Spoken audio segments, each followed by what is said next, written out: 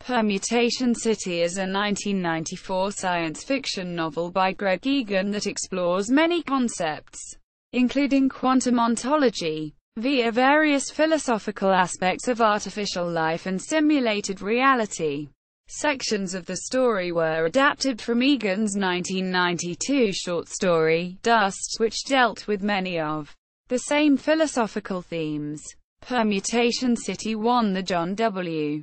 Campbell Award for the Best Science Fiction Novel of the Year in 1995 and was nominated for the Philip K. Dick Award that same year. The novel was also cited in a 2003 Scientific American article on multiverses by Max Tegmark. Themes and setting. Permutation City asks whether there is a difference between a computer simulation of a person and a real person. It focuses on a model of consciousness and reality, the dust theory. Similar to the ultimate ensemble mathematical universe hypothesis proposed by Max Tegmark, it uses the assumption that human consciousness is Turing computable, that consciousness can be produced by a computer program. The book deals with consequences of human consciousness being amenable to mathematical manipulation, as well as some consequences of simulated realities. In this way, Egan attempts to deconstruct notions of self, memory, and mortality, and of physical reality. The Autoverse is an artificial life simulator based on a cellular automaton complex enough to represent the substratum of an artificial chemistry. It is deterministic, internally consistent, and vaguely resembles real chemistry. Tiny environments, simulated in the Autoverse and filled with populations of a simple, designed lifeform, Autobacterium lambertii, are maintained by a community of enthusiasts obsessed with getting a Lambertii to evolve, something the Autoverse chemistry seems to make extremely difficult. Related explorations go on in virtual realities, VR, which make extensive use of patchwork heuristics to crudely simulate immersive and convincing physical environments, albeit at a maximum speed of 17 times slower than real time, limited by the optical crystal computing technology used at the time of the story.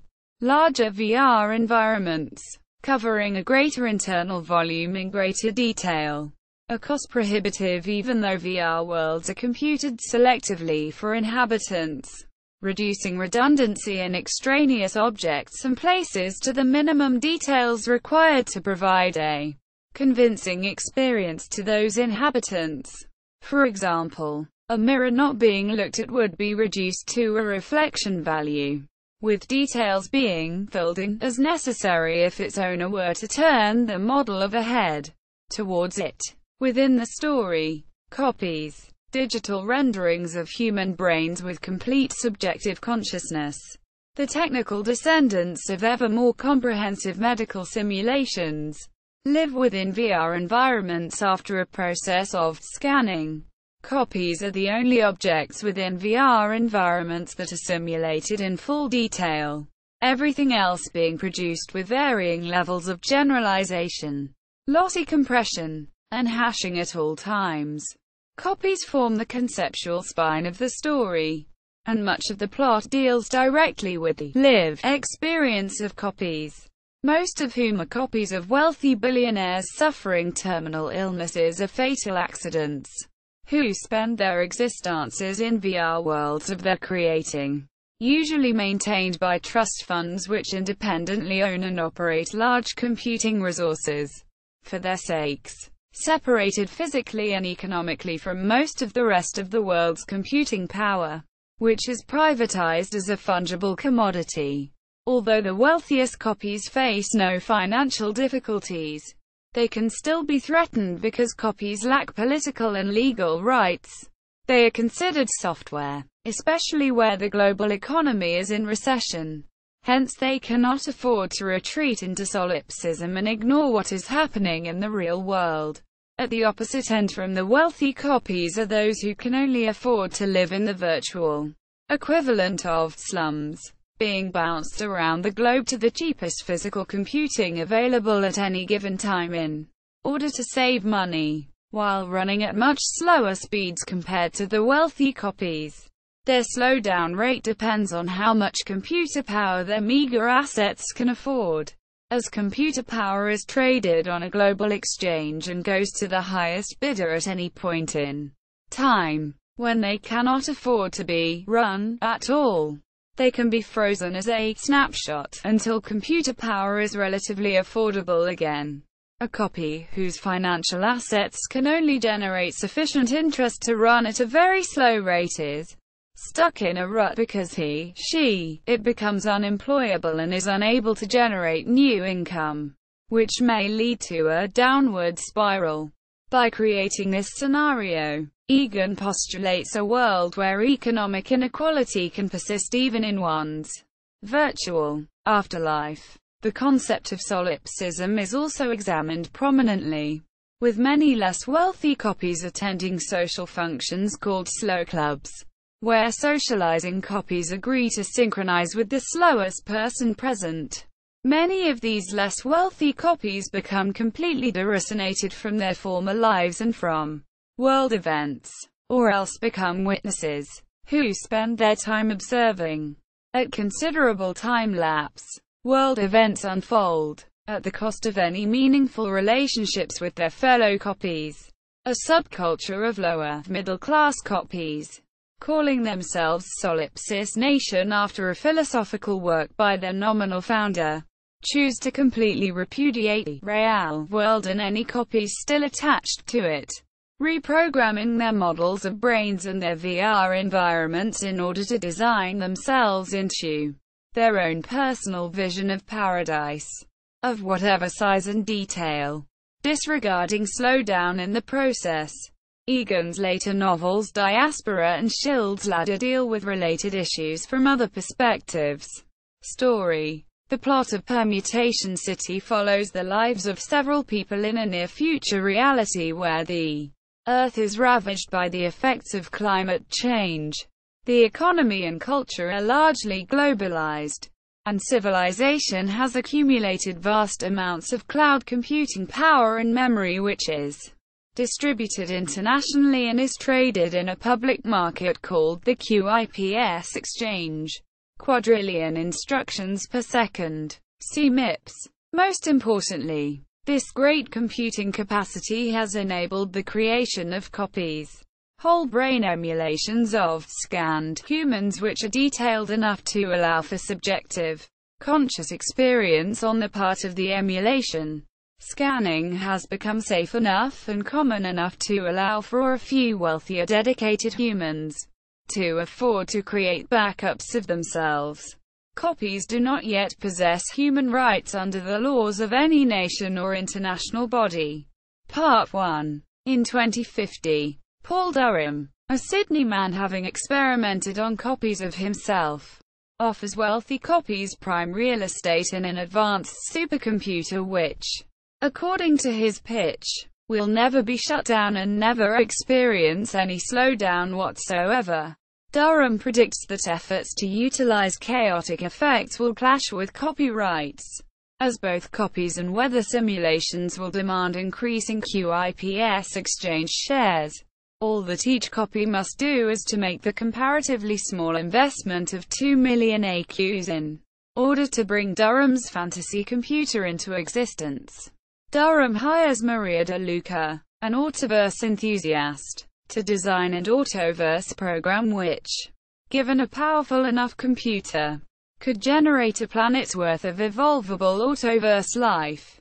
He also clandestinely commissions a famous virtual reality architect, Malcolm Carter, to build a full-scale VR city.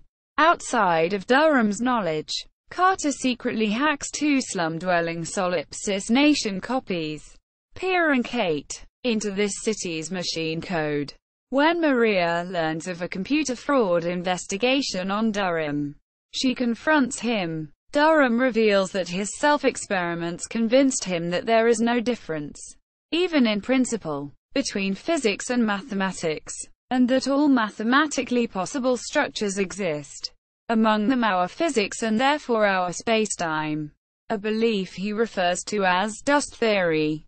The dust theory implies that all possible universes exist and are equally real, emerging spontaneously from their own mathematical self-consistency. Because copies exist in virtual realities held together by heuristics merely for the sake of their experience, it should be the case that when a copy is terminated and deleted, its own conscious experience will continue. Indeed, Durham himself claims to have been through such a process dozens of times. Durham uses the money from his financial backing to simulate a minute or two of a Garden of Eden configuration of an infinitely expanding, massively complex cellular automaton universe, in which each iteration of the expansion serves to manufacture an extra layer of blocks of a computing configuration. According to his dust theory, such a simulation would create a self-consistent TVC universe, to persist in its own terms even after its termination and deletion. His and his investors' copies would therefore persist indefinitely in the simulation. The Autoverse planetary seed program designed by Maria is included in the TVC universe package for his investors to explore once life had evolved there after it had been run on a significantly large segment of the TVC universe, referred to as Planet Lambert. After a successful launch, simulation, termination, and deletion of the TVC universe, Durham and Maria have uncomfortable sex in awkward celebration. And later that night, while Maria is asleep, Durham disembowels himself with a kitchen knife in his bathtub, believing his role as the springboard for his deleted TVC copy to discover its true identity to be fulfilled. Part 2. Maria wakes in Permutation City 7,000 years of subjective time after the launch. Furious at Durham for awakening her, he explains to her that intelligent life has arisen on planet Lambert in the form of complex swarms of insect-like eusocial beings, evolved from Maria's original Autobacterium hydrophilus. He wishes to use Maria's slice of the universe's processing power. As a founder of the world, she was given de facto control of a continuously growing zone of the processor network as well, to make forbidden first contact with Lambertians. He believes this is necessary because he has lost the ability to pause the Autoverse simulation or slow it down past a constant multiple of the size of the processor network it occupies. Durham is worried that the rules of their simulated universe are breaking down. They discover that the combined intelligence of Lambertians has exceeded that of Permutation City. As such, the TVC universe is being overwritten into a system existing solely as a byproduct of the self-perpetuation of the Autoverse. Durham, Maria, and some other companions quickly launch an emergency expedition into the Autoverse to attempt to convince the Lambertians of the validity of the creator hypothesis and its methodological preferentiality over their own newly formulated theory. Unfortunately, the Lambertians reject the creative theory, prompting Permutation City and the entirety of TVC processor networks to begin collapsing into nothing. Durham and Maria inform the inhabitants of Permutation City, who launch a new TVC Garden of Eden in the universe's final moments. Maria convinces a reluctant Durham to come along to a new universe, pledging to work with her to discover the underlying rules that govern the Autoverse's takeover of Permutation City. See also, mind uploading in fiction, the age of M, artificial consciousness, event symmetry, hidden surface determination. Further reading, Farnell, Ross, 2000, Attempting Immortality, AI, A Life, and the Posthuman in Greg Egan's Permutation City. Science Fiction Studies. 27. 1. 69-91. Official website. The Dust Theory. FAQ.